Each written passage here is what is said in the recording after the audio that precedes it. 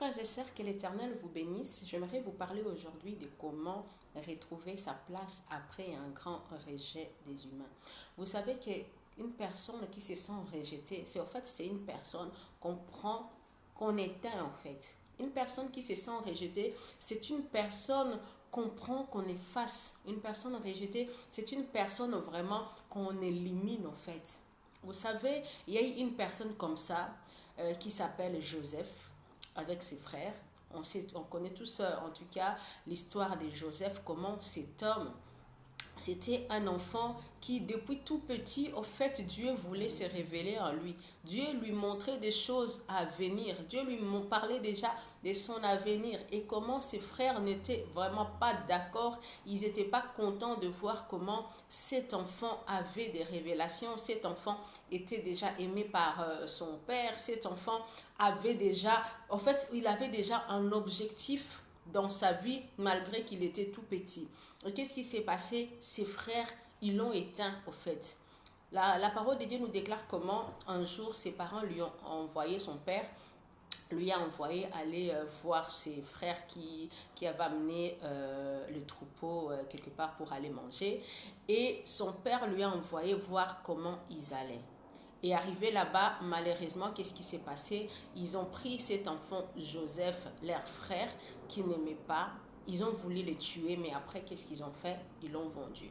Ils l'ont vendu, ils sont rentrés chez eux, ils ont dit quoi? Ben, il y a eu un loup qui a mangé peut-être ton enfant et ton enfant est mort. Ils ont apporté son habit avec du sang pour montrer au papa, vraiment, il faut effacer cette personne n'existe pas. Et cette personne, cet enfant qui est Joseph, est parti en Égypte comme esclave. Et arrivé là-bas, on connaît tous l'histoire, comment Dieu l'a élevé. Aujourd'hui, moi, je vais essayer de parler avec toi par rapport à cette histoire. C'est une histoire, en tout cas, que tout le monde presque vit, en tout cas, surtout pour les personnes qui ont l'appel de Dieu. Vous vous sentez peut-être rejeté dans votre famille, vous vous sentez peut-être rejeté dans votre milieu social. Pourquoi? Parce que en vous, il y a quelque chose de Dieu, au fait. Il y a quelque chose qui fait que tout le monde se sent vraiment en danger quand il est avec vous, ou alors tout le monde se sent menacé quand il est avec vous. C'est comme si vous êtes tellement lumineux que votre présence quelque part fait que les autres, on ne le voit pas. Votre présence quelque part fait que les autres, ils se sentent nuls, ils se sentent rien. Alors qu'est-ce qui se passe? L'ennemi vient faire entrer la jalousie dans le cœur de ces personnes-là pour faire en sorte que vous n'existez plus. Et vous allez vous rendre compte que peut-être dans certaines familles même, on fait comme si la personne n'existe pas. Et on ne l'appelle pas, on ne le cherche pas, on ne veut pas savoir comment cette personne est. Voilà, même si cette personne faisait les démarches pour chercher à rencontrer leur famille, quelque chose comme ça ne marche pas. Pourquoi? Parce qu'au fait, on l'a éteint. On veut vraiment qu'il n'existe plus. Et il y a même dans des familles où il y a la sorcellerie, où quand on fait même la sorcellerie vraiment pour tuer cette personne. Et aujourd'hui, moi, je m'aimerais te parler, si toi, tu te retrouves à ces cas-là, où tu te sens seul. Mon ami, il y a une famille qui ne rejette jamais les gens, c'est la famille des enfants de Dieu. Cherche-toi une famille des enfants de Dieu. Une famille des enfants de Dieu, c'est quoi? C'est une église. C'est une église que tu dois aller, où tu dois aller être planté. Vous savez tous qu'une personne, un arbre qui est semé quelque part où il n'y a pas de l'eau, où il y a la sécheresse, cet arbre finit par sécher, sécher, sécher et mourir. Et c'est ce que l'ennemi cherche à faire de fois dans la vie des gens. Il fait en sorte que là où tu es, qu'il ne puisse pas avoir de l'eau. Ça veut dire quoi? Qu'il ne puisse pas avoir de l'affection, qu'il ne puisse pas avoir des gens qui t'aiment, qu'il ne puisse pas avoir des gens qui te cherchent, qu'il ne puisse pas avoir des gens qui ont besoin de toi. Et qu'est-ce qui se passe? Tu te sens seul, tu te sens oppressé, tourmenté, inquiet. Et tu commences à t'éteindre doucement, doucement, doucement. Pourquoi? Parce que toi qui es cet arbre qui ne reçoit pas la vie, malheureusement, quelqu'un peut mourir même à cette situation-là, si tu te retrouves à ce cas-là. Pourquoi? Parce que, en fait, un homme est nourri par l'amour qu'il reçoit de par-ci, de par-là, de la famille, de ses amis, de ses frères, de ses sœurs, de son mari, de son épouse. L'homme, il est nourri par rapport à cette affection. Cette affection, c'est comme de l'eau qui fait pousser l'arbre. Mais s'il arrive à un moment donné où tu ne reçois pas toutes ces choses, tu t'éteins, tu sèches et puis à un moment donné tu te retrouves seul et là vraiment c'est vraiment quelque chose qui n'est pas bien, qui même amène certaines personnes à la mort parce que voilà, tu ne reçois pas quelque chose qui te fait vivre. Mais quand tu te retrouves à cette situation, tu vois dans ta vie comme si voilà, ben je ne reçois plus rien de qui que ce soit des membres de ma famille, que ce soit de la sociabilité du lieu où je suis, du travail, de la commune, du quartier, des voisins.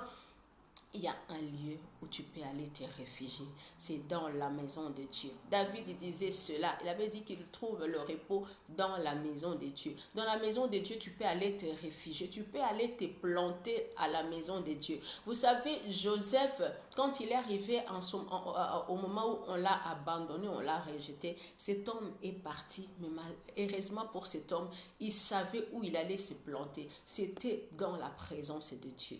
Et on nous parle comment il était vraiment béni à chaque fois qu'il était quelque part. Pourquoi? Parce que la parole de Dieu nous dit, un arbre planté dans la maison de l'Éternel produit le fruit en sa saison. Ses feuilles ne flétrissent pas. Il est là, il a le sève et en fait, il produit le sève même dans la vieillesse. C'est un arbre qui est là, qui est planté dans la maison de l'Éternel et qui pousse, qui grandit et qui résiste. Pourquoi cet arbre résiste? Parce que cet arbre reçoit l'affection de Dieu. Il reçoit l'affection des enfants de Dieu autour de soi. Va te planter dans une église. Cherche-toi un lieu où tu vas aller commencer à adorer Dieu. Va te faire important dans ces lieux-là. Moi, mon pasteur nous dit chaque fois, en tout cas, tu dois être un pilier. Un pilier, c'est quoi? C'est vraiment que on ne peut pas, au fait, t'arracher. Si on t'arrache, la maison coule. Alors, c'est ce que tu dois aller faire. Si tu n'es plus un pilier dans ta famille, si tu n'es plus un pilier dans ton lieu de travail, tu n'es plus un pilier dans ton lieu d'associabilité, va te faire un pilier à l'église. À l'église, il y a toujours de la place pour tout le monde. Cherche-toi un département, cherche-toi un lieu où tu vas vraiment aller et essayer d'apporter les dons, les grâces que l'Éternel a mis dans ta vie. Et à cet endroit-là, tu vas recevoir l'affection qu'il faut. Et comme Joseph, on nous a montré comment il est resté dans la présence de Dieu. Dans la maison des Potiphar, comment cette femme voulait lui prendre pour qu'il soit voilà, pour coucher avec elle. Et il a refusé. Il a refusé pourquoi? Parce que c'était un homme qui était planté dans la présence de Dieu. Et on nous montre comment on lui a mis dehors. Là-bas, déjà, Dieu l'avait élevé parmi tous les serviteurs qui étaient là. Parce qu'il faut savoir que quand tu es planté dans la présence de Dieu, Dieu fait de toi un pilier. Tu deviens un homme, une femme importante partout où tu passes. Et on l'a amené en prison. En prison, la même chose. Il a continué à servir Dieu en prison avec les prisonniers. Et on a vu comment Dieu l'a élevé en prison. Et après, nous voyons comment Dieu a fait quelque chose d'extraordinaire dans sa vie. Au moment où il a essayé d'expliquer le rêve que le pharaon avait eu, on l'a élevé. Au moment où on l'a élevé, Dieu a fait que cet homme puisse être une bénédiction pour les nations. Et en ce moment-là, qu'est-ce qui s'est passé? Ses frères qu'il avait tués, parce que moi je dis que c'était tué au fait, ses frères qu'il avait éliminés, ses frères qu'il avait éteints, ses frères qu'il avait effacés, ils n'avaient pas d'autre choix que de venir chercher un refuge là où était Joseph. Et là, l'Éternel a fait que cette relation est revenue avec ses frères, son père. En fait, il est ressuscité en ce moment-là auprès de sa famille. Mais c'est qu'il faut savoir que c'était un homme qui était mort auprès de sa famille, mais que Dieu avait ressuscité à l'église. Que Dieu avait ressuscité, parce que pourquoi je dis l'église, même si ce n'était pas une église, en fait, c'était une personne qui était une bénédiction. Et l'église, nous savons que l'église est une bénédiction. L'église, c'est vrai que ce n'est pas un bâtiment, c'est un humain. Et cet humain-là, c'est une bénédiction. Quand tu deviens une bénédiction, tu deviens une église. En fait, tu deviens là où tout le monde vient chercher un abri, tout le monde vient chercher la sécurité. Et aujourd'hui, moi, je te parle à toi qui te sens rejeté, à toi qui se sent seul, qui voit que voilà, tu n'as plus de place, quel que soit le lieu, dans la famille, à l'école, au travail, au quartier, à la commune. Tu penses, tu te vois, tu es rien et que tu es resté peut-être seul. la décision que tu dois prendre aujourd'hui, cherche-toi une famille spirituelle. Cherche-toi une église. Va là-bas. Va suivre des enseignements. Intègre-toi à la maison de Dieu. À la maison de Dieu, il y a de la place pour tout le monde.